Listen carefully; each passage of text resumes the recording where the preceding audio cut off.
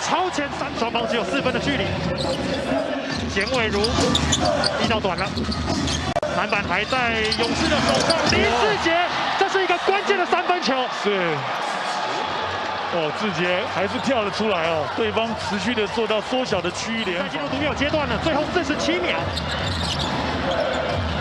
简伟如晃了一下往禁区走，底线被封死的情况下，球给志杰，这一球真的这么出手，比数超前了，球给志杰，哇！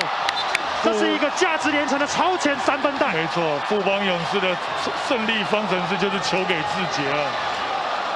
哦，林志杰拥有非常强悍的心脏啊，在这个决胜时期勇敢的出手。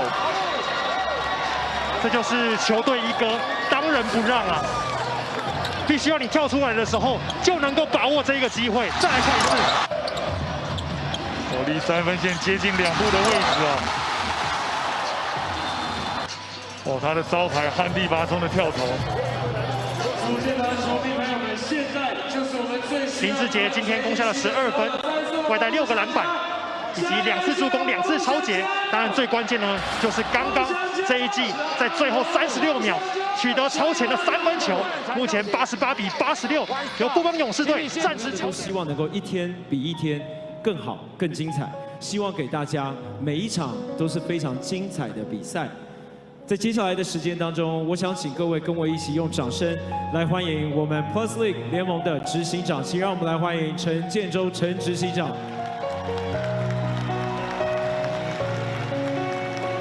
执行长午安。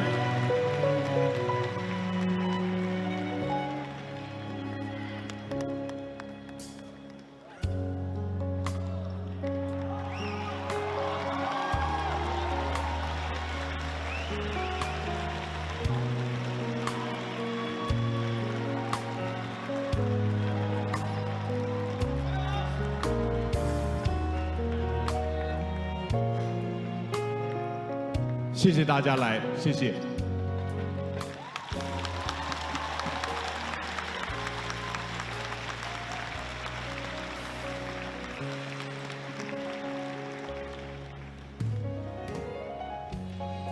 现场的朋友们，请再一次给我们的执行长陈建州先生一个热情的掌声鼓励。